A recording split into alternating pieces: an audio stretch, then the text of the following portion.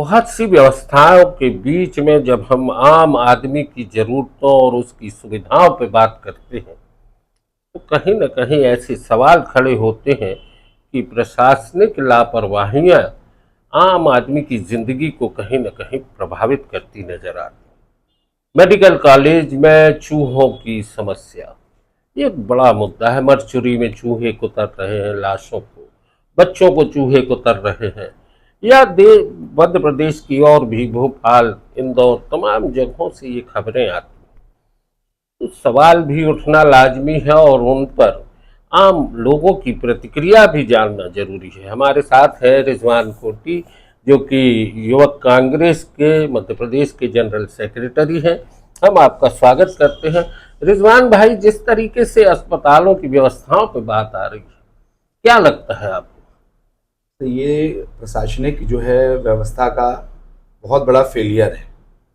जिन लोगों के हाथों में जिम्मेदारियां हैं व्यवस्थाओं को सुचारू रूप से रखने की, वो कहीं ना कहीं अपने कामों के प्रति लापरवाह हैं और जिम्मेदारी से निर्वहन नहीं कर रहे हैं अपनी जिम्मेदारियों का। इस वजह से ये इस तरीके की जो है गड़बड़ियाँ पैदा हो रही हैं। लेकिन चूहे तो आम तौर पे देखा जाए अस्पतालों में तो बहुत सी व्यवस्थाएं होती हैं, इतना कुछ स्टाफ होता, साफ सफाई होती, मच्छरों की बात हो या कोई भी चीज़ की, तो ध्यान देने की ज़रूरत होती है। और प्रशासन जब ये कहता है कि हम अस्पतालों में बेहतर व्यवस्थाएं दे रहे हैं, तो इसके लिए कुछ तो होना चाहिए ना। सर देखिए, मेडिकल कॉलेज जबलपुर में जो सफाई व्यवस्था है वो निजी हाथों में है। सफाई एजेंसी जो है आउटसोर्सिंग के माध्यम से वहाँ काम कर रही है और वो निजी हाथों में चूँकि मामला है पूरे साफ सफाई का, तो ये जिम्मेदारी है सरकारी व्यक्ति लोगों की कि वो उन चीज़ों की व्यापक तौर पे निगरानी करें। आपने ऐसा नहीं कि सिर्फ काम सौंप दिया, अब आप जिम्मे से बरी हो गए, अब काम होता रहेगा, अब आपका कोई काम नहीं बनता। ये यहाँ वहाँ पर मेडिकल कॉलेज के जो अधीक्षक है डॉक्टर अरविंद शर्मा और उनके ऊपर डीन है डॉक्टर सक्सेना नवनीत सक्सेना जी, ये उनकी जिम्मेदारी बनती है कि जो प्राइवेट एजेंसी वहाँ पे काम कर रही है, चाहे वो साफ सफाई से जुड़ी हो, चाहे वहाँ सुरक्षा से जुड़ी हो, आप उसकी मॉनिटरिंग करो। आप जाकर देखेंगे वहाँ लंबे समय से जो है स्टोर रूम बने हुए हैं जहाँ पर दवाइयाँ हैं, चाहे वहाँ पर दूसरा कबाड़ का सामान है, उनकी क्या स्थिति है आप जाकर देखें। मतलब एक तरीके से आप जाएंगे तो आपको वहाँ एक भयावह स्थिति देखने को मिलेगी कि सिर्फ और सिर्फ जो है ये साफ सफाई के नाम पे सामने झाड़ू पोंछा हो गया, बिल्डिंगों में आने जाने के रास्ते में सिर्फ यही पर्याप्त नहीं है। यहाँ पर जो है आप चीज़ों को स्टोर कर रहे हो, वहाँ पर क्या मेंटेनेंस हो रहा है, किस तरीके से रख रखा हो रहा है, इसकी जिम्मेदारी किसकी है?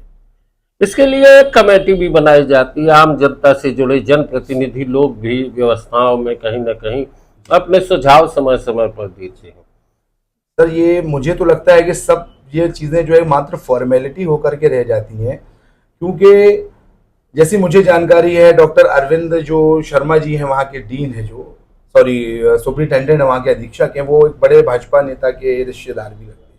उनकी पत्नी डिप्टी सुपरिटेंडेंट है, यानी पति पत्नी वहाँ मुख्य पदों पे बैठे हुए हैं और सत्तारूढ़ पार्टी का उनको जो है वो समर्थन है, उनके रिश्तेदार है। इस वजह से समझ ली शायद उनको इस बात का डर नहीं कि कल को कोई गड़बड़ियां हो भी जाएंगी तो उनके ऊपर गाज गिरने से रही, और उसका प्रत्यक्ष नमूना हमें कल देखने को भी मिला। इतनी बड़ी एक समझ लीजिए, भले चूहे ने मामूली सा कतरा हो किसी व्यक्ति के हाथ को या पैर को, लेकिन ये उसने उस व्यक्ति के हाथों या पैरों को नहीं कुतरा, उसने व्यवस्था को कुतरा है।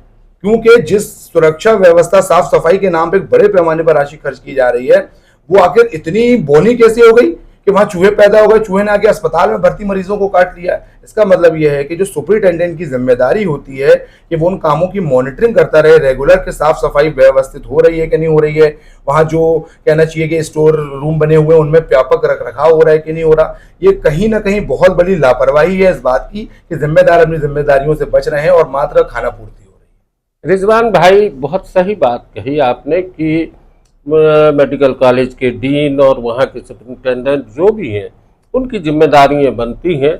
और तय है कि वहाँ पर अगर मरीज आता है, गांव देहात से आता है, शहर से आता है, अगर उसकी सुरक्षा नहीं है, मरीज को उपचार मिलना तो दूर, चूहों के कुतरे जाने से एक नई बीमारी अगर हो रही है तो ये एक बड़ा सवाल खड़ा होता है और इस पर ध्यान देने की भी जरूरत है। रिजवान भाई, अभी अभी एक और मुद्दा आता है, शहर की सफाई व्यवस्था जी।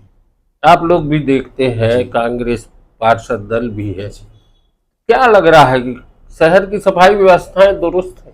सर देखिए, जब अभी कुछ दिनों पहले पूरे देश में जबलपुर को स्वच्छता सर्वेक्षण में 5वां स्थान मिला था, तो ये सोच के मुझे बड़ी हंसी भी आई थी। जबलपुर आगे बढ़े, ये हमारे लिए भी गौरव की बात है, लेकिन ये गौरव एक झूठ के धरातल पे बने, ये हमें गवारा नहीं है। जिस दिन ये सर्वेक्षण की सूची जारी हुई और जबलपुर को जो है 5वां स्थान मिला, एक तरफ तो दिल में खुशी थी कि जबलपुर पूरे देश के जो है क्षितिज पर छाया हुआ है, लेकिन दूसरी तरीके से हमें वो चीज़ें जो हमें नहीं दिखाई दे रही, उस बात का हमें आभास हुआ, तो हमें ये सोचकर हंसी भी आई। मैं उसी दरमियान एक जगह से गुजर रहा था, तो मुझे बड़े बड़े मुख्य मार्ग में कचरे के अंबार मिले, तो मैंने उसको अपने सोशल मीडिया पर शेयर भी किया था कि शायद चूंकि आप ही परीक्षार्थी हो, आप ही मूल्यांकन करता हो, आप ही रिजल्ट डिक्लेयर करने वाले हो, तो इसमें सब कुछ तो आपका ही है। तो इसमें आम जनता से आपने क्या, या जो आम जनता की जो सुविधाएं हैं उसका क्या? कुल मिला के मेरा कहने का तात्पर्य ये है कि सिर्फ जो चीजें हैं ये ऊपरी आवरण है, जबकि जमीन कुछ और है। सिर्फ साफ सफाई के नाम पे जो है वो खाना पूर्ति होती है। पूरी तरीके से आप घनी बस्तियों में चले जाइए, नालियां बजबजा रही हैं, कचरा पड़ा हुआ है। मैं आपको आज का उदाहरण दे रहा हूं।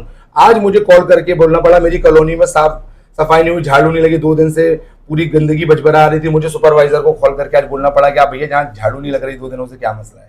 कहने का मतलब यह है कि सिर्फ ये खाना पूर्ति हो रही है, कुछ भी नहीं है। पूरे शहर में त्राहिमाम मचा हुआ है साफ सफाई के नाम पे। मुख्य मार्ग साफ कर देना सिर्फ सफाई नहीं कहलाती।